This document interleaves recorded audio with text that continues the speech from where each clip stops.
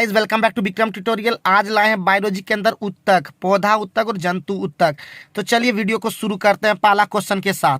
शरीर में सबसे अधिक पाया जाने वाला उत्तक है तो वो हो जाएगा संयोजी उत्तक। आगे बढ़ते हैं क्वेश्चन नंबर 2। मौस में संवहन उत्तक डैश के बने होते हैं तो वो बने होते हैं आपका मृदुतक, पैरेंकाइमा के बने होते हैं। और पैरेंकाइमा को हिंदी में आप लोग जानते होंगे मृदुतक कहते हैं। फ्लोएम द्वारा खाद्य पदार्थ मुख्यतः स्थानांतरित होता है सुक्रोज के रूप में, याद रखिए ग्लूकोज के रूप में, सुक्रोज के रूप में, ध्यान रखिएगा, बहुत बहुत इंपॉर्टेंट है। अधिकांश अपोषी पादप ऊर्जा के किस रूप में संचय करते हैं तो स्टार्च के रूप में। Question number 5। पौधों में जल का संवहन किसके मार्ग से होता है तो जाइलम के मार्ग से होता है। पौधे का वह भाग जो पानी एवं विलियों को जड़ों से पौधे के अनेक भागों में ले जाता है वह है जाइलम। आगे बढ़ते हैं। पौधे में जल की ऊपर की ओर गति क्या कहलाती है तो ऊपर की गति कहलाती है रसारोहण। पौधे की लंबाई में वृद्धि के लिए आवश्यक नहीं है तो ये सोडियम। अशुद्धि से पूर्ण रूप से मुक्त परम शुद्ध जल क्या कहा जाता है तो अशुद्ध जल कहा जाता है। पौधों को, नेक्स्ट क्वेश्चन है, पौधों की चालनी नलिका कोशिकाओं रसधारियों की लाल रक्त कोशिकाओं की संरचना में एक विशेष समानता है, केंद्रक की अनुपस्थिति। याद रखिएगा, बहुत ही इंपॉर्टेंट है ये वाला। Question number 11। निम्नलिखित में से किस एक भारतीय वैज्ञानिक ने पादपों में जल के लंबी दूरी के अभिगमन का सिद्धांत प्रस्तावित किया तो जेसी बोस। संवहनी पौधों के में पानी के ऊपर किससे जाता है तो जाइलम टिश्यू से। ऑक्जेनोमीटर का प्रयोग करते हैं तो जाएगा वृद्धि दर मापने में। किस उत्तक के नख, खुर और सींग बने होते हैं तो किरेटिन के। हमारे शरीर में कुल कितनी मांसपेशियां होती है 639। चालनी पट्टिका का एक भाग है तो हो जाएगा एधा। Question number 17। जल संवर्धन विधियों से पाद उगाने की प्रणाली को क्या कहते हैं तो जल संवर्धन। आगे बढ़ते हैं। द्विबीज तने में दारू, जाइलम और पोस्वा फ्लोएम के बीच में उपस्थित परत को क्या कहते हैं तो कहते हैं आपका एधा कैम्बियम। आगे बढ़ते हैं। पर्णांगों फन में दारू जाइलम क्या होता है तो बाह्य आदि दारुक। पोस्वा फ्लोएम का दूसरा नाम क्या है तो दूसरा नाम है आपका वास्ट। उत्तक जनन जिससे बाह्य त्वचा बनती उसे क्या कहते हैं त्वचा जन। उत्तक संवर्धन की अवधारणा किसकी थी तो ये हो जाएगा आपका हॉफमिस्टर। सम्मिश्र कथन 1। सम्मिश्र उत्तक एक से अधिक प्रकार कोशिकाओं से बनता है। विभेजोत्तक अस्थायी उत्तक के उदाहरण है तो इसका आंसर होगा सी। कथन 1 और 2 दोनों ही सही है।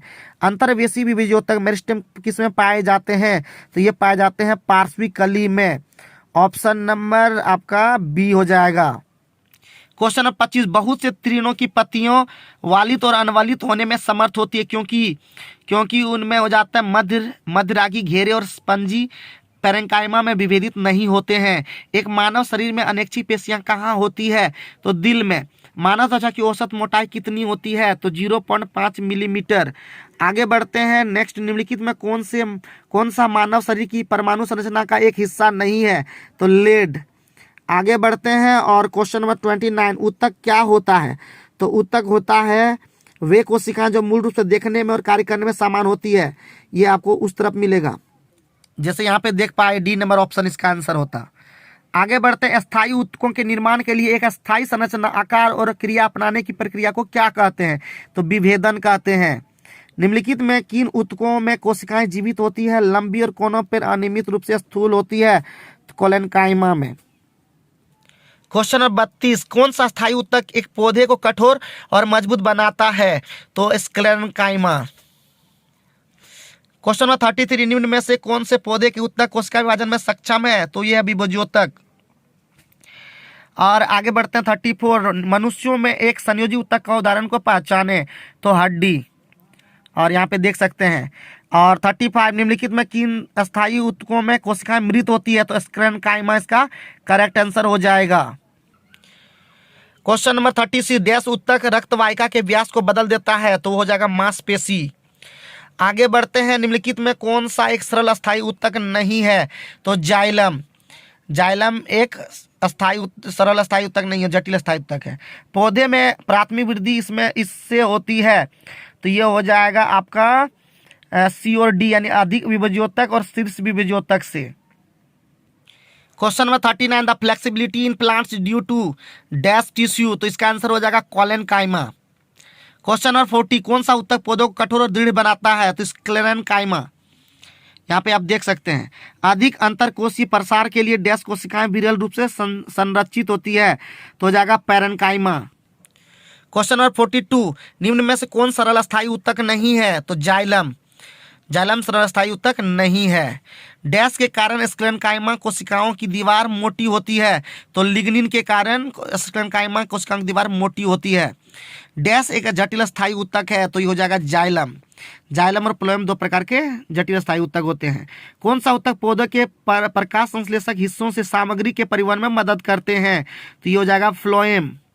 क्वेश्चन नंबर 46, स्क्लेरेनकाइमा में कोशिका भित्ति डैश के कारण मोटी होती है, अभी बता चुके हैं लिग्निन। आगे बढ़ते निम्न में कौन सा उत्तक कोशिका विभाजन में सक्षम है? तो विभोज्योतक उत्तक। तो ऑप्शन नंबर डी। मरुस्थलीय पौधों में उपचर्म एपिडर्मिस पर एक मोटी कोमल बाहरी परत होती है जिसे कहते हैं cutin. Option number C.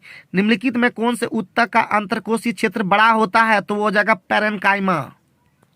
Question number 50, जंतु कोशिकाओं में वृक्क को यांत्रिक समर्थन प्रदान करने के लिए डैश एपिथेलियम इसकी आंतरिक परत निर्मित करता है? तो आयत फल की क्यूबॉइडल। आगे बढ़ते हैं 51 नंबर, नारियल की छाल का निर्माण किस उत्तक द्वारा होता है? तो नारियल की छाल होता है स्क्लेरेनकाइमा द्वारा। यहाँ पे देख सकते हैं, इसका डिटेल भी आप देख सकते हैं। Question number 50, dash tissue is composed of dead cell? तो स्क्लेरेनकाइमा। अब आगे बढ़ते 53, डैश उत्तक की निर्माण मृत कोशिकाओं के संयोजन से होता है? तो स्क्लेरेनकाइमा। विभिन्न प्रकार के स्थायी उत्तकों के निर्माण के लिए डैश उत्तक की कोशिकाओं को अलग किया जाता है?